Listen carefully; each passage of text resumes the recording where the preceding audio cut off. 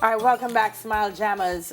For many persons who've lost their jobs because of the COVID 19 outbreak, the COVID Care Assistance Program begins tomorrow, April 9. You can apply for grants to help you cope. The Minister of Finance and Public Service, Dr. the Honorable Nigel Clarke, joins us via Skype, and he's going to tell us more about this program. Good morning, Dr. Clarke. Hi, good morning, Delia. Empress is with me as well. Good morning, Empress. This is the first joining you Yes. Skype. Right. Well, you look good. I'm just waiting to see your children running behind you now, making noise while you're on the interview. They're under strict instruction. Good to see you. We want to keep the nation informed because that's what we do here on Smile Jamaica. You were on a couple of weeks ago, but now we really want to focus on the program, the COVID-19 assistance program, which will take effect tomorrow. So I want you to just open up and just share with us. Yes. So, Empress, the program open for applications tomorrow at the website www.wecare.gov.jm. And, the CARE program is the government responding to the economic impact of COVID-19 on a number of Jamaican individuals and businesses. And, we're focused on the most vulnerable, and we're focused on those who are most affected. So we have a compassionate grant for persons who have been unemployed for some time, who might be informally employed, people who are elderly, or persons who are students over the age of 18. You can go to the website, look for the compassionate grant, your name, your TRN, your phone, your mobile number, and your address, and that's about it. Takes less than a minute. There's a grant of $10,000. In addition to that, we have several other grants, Empress and Dan. I don't know if you want me to go into them. It might take a minute or two. Go ahead. No, it's a grant. Take all the time you need. So we have, and the compassionate grant is just, for anybody who is unemployed. We have a special grant called the Set Cash Grant, and that's for people who were laid off after the 10th of March, right? So you're working in a hotel, you are, you are landscaping, or you work at the bar or a waiter, or you change the rooms in the hotel and you got laid off, or you work on a factory floor or in a distribution or so on. You got laid off after the 10th of March, you can sign up for a Set Cash Grant, again, name, TRN, etc. Your employer is going to need to upload a P45 on your behalf, so you have to get in touch with them and make sure they do so. We will as well, and if two of us work together, then hopefully we'll get employers to actually upload the P45 so we can verify that indeed your employment status is what you said.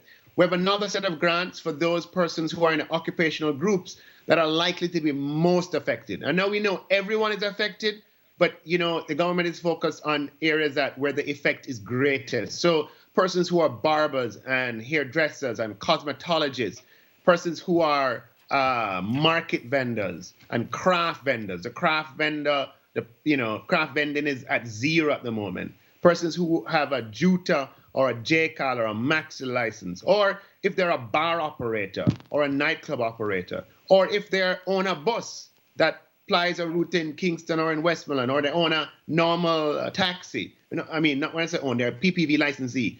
As long as they are licensed with their regulatory authority, in the case of the craft vendor and the JUTA taxi, that would be that would be TPDCO. In the case of the market vendor and the barber and the cosmetologist, that would be your parish council. And in the case of the taxi or the bus PPV licensee, that would be the transport authority. Once you're registered and we can verify that, you would qualify for a COVID-19 general grant. You go to the website, you upload your information, and that's it. We're working with other occupational groups. We're working with the Association of Household Helpers to see if we can provide some assistance to those. They would qualify for a compassionate grant if they're laid off anyway. But for those that we can verify, we're working with the umbrella organization. Minister Grange is working with entertainers to see if we can incorporate in a way that we can verify those occupational groups as well. We also have a grant for those on PATH. Normally there are two PATH payments, one in April, one in June. We're adding a special COVID-19 PATH payment in May, bringing from 2 to 3 the number of path payments that persons would receive at this time. And when you go from 2 to 3, that's increasing by 50%, right? Yes. Then we have a number of care programs for businesses. If you're a small business operator and you have filed your taxes for 2019, you can qualify for a COVID-19 small business grant. And those grants are calculated, as if you have a few employees. Now, not everybody would have a few employees. Some would have a little less. But we're saying to all small businesses who pay their taxes, and we have thousands and thousands and thousands of them, there'll be an automatic grant of $100,000 for the small business. Dr. Clarke, I'm gonna interject here. I think the tourism grants and so on, pretty much the people in the industry understand how those work. I want to get back to some of the grants you've already spoken about. People are going to say, how do I do on the internet? How do I apply? Do they call on the phone, text, come into the office? How does it work? In this time of social distancing, right? I'm talking to you by Skype, right? So what we didn't want was some kind of facility that would lead to crowds in offices. So we've created a virtual online platform where from your house, from wherever you reside, you can go online. Now, it's accessible by mobile phone. Okay. And mobile phone penetration in Jamaica is over 120%. Now, and a lot of them are enabled to be able to go on the internet or the mobile network. If you cannot, a lot of people would know somebody with a mobile phone that allow them to get enabled. You just go onto that platform, and it's a very simple process. Name, date of birth, TRN, your address, the parish that you're in. It would take less than a minute to fill out once you have the required information. And you put in your bank account information as long as you have a bank account, and the money would go directly to your bank account. There's no paperwork, no long lines. If you don't have a bank account and you're applying for the compassionate grant, right? That's the compassionate grant that's available to anybody who's unemployed or informally employed. Then you can select a remittance company and collect it from your remittance company. Oh, that's awesome. People are watching and they're saying, okay, I apply. When will I get this grant? When will the money be in my bank account? Yes. So applications open tomorrow, April 9th, and within 30 days, the funds will be in your account. You'll get a confirmation number that will be texted to the mobile phone number that you supply, and you can use that confirmation number to track your application as to where it is. And we'll have a customer care center if there are any difficulties that people encountered during the process. Okay.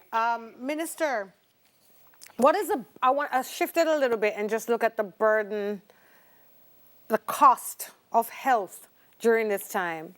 How much are we spending during this COVID response, not just on the compassionate grants, etc., but overall? And what are you forecasting? How bad is it going to get financially? Well, the good news, the Empress, is that the government of Jamaica has been very proactive with the measures that have been taken ahead of other countries to flatten the curve and to reduce the incidence. You notice the numbers are, thank God, so far, we've had this now for 20-odd days, and the new cases don't seem to be a relationship with the total number of cases, right? So the number of new cases each day is similar to what it was, a few days ago. And what you don't want when it's exponential is when the number of new cases is a direct proportion of the existing number of cases. So thank God we are on a path that's at the moment, and things could change, but at the moment doesn't seem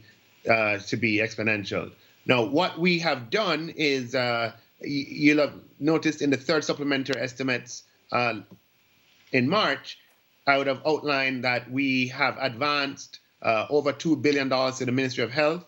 That has allowed the Ministry of Health to purchase additional ventilators, to train staff for handling COVID-19, for upgrading existing hospitals, to deal with other emergencies so that we are not, the system is not overburdened at this time, as well as to purchase supplies and medicine that's going to be required at this time. So we are, responding, and we are moving ahead of time. Yesterday, you'd have noticed the announcement by the Minister of Health that the National Arena is going to be converted into a field hospital, and that takes resources, and those resources are on hand and have been provided. Excellent. You know, I'm all about my people, Dr. Clarke, so I do have a message coming in, and I have to ask you from one of our viewers. I'll read it to you. I have decided to forward this message. As a formal craft producer, sole trader, without employees, we are not entitled to the small business grant of $100,000. My independent informal workers are treated for tax purposes. Currently, we are further reduced to applying for the compassionate grant of $10,000 as we are not craft vendors registered with TDPCO. Therefore, we cannot apply for the $40,000 general grant offered to craft vendors. Empress, as craft producers, we need as many voices to speak on our behalf. We all believe and support the Buy Jamaican and Build Jamaica concept. Week after week, we hear you pleading for Jamaican craft producers. Basically, the question is, what can she get? Why are they not entitled to receiving a grant of at least $40,000? Can you help me answer that? Yeah, so there'll be a number of special cases that we are going to have to take under consideration. The program as designed will reach hundreds of thousands of people in total.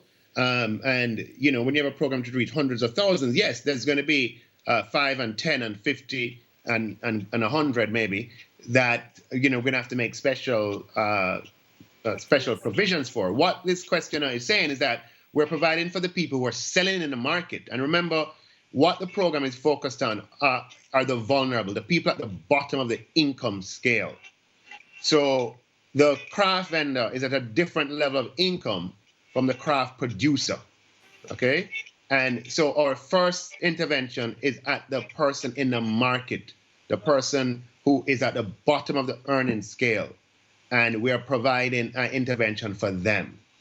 Once we've done that, we can look and say, all right, you know, look at the producer. Yes, we have something for the small business who is registered and who is paying taxes, and if the craft producer falls in that category, then they can apply to the small business grant. But otherwise, we're focused at the persons who are at the bottom of the income scale. That's what we have to do at this time to provide a cushion for those who are less likely to have the resources saved. And that's what. But that's not to say that the person who has asked this question, we won't be able to find something for them. But allow us to deal with the hundreds of thousands first. Before we deal with the special cases. Thank you, Minister. Although on some craft producers' behalf, they're not making $1 and had no savings either. So we do know it's challenging, but we will encourage them to reach out to the ministry and have their own special appeal for their individual case. We're open. We're definitely open to that. Definitely open to that, Empress. I mean, it's a very good point that we'll take under consideration, and we'll reach out to those in that position.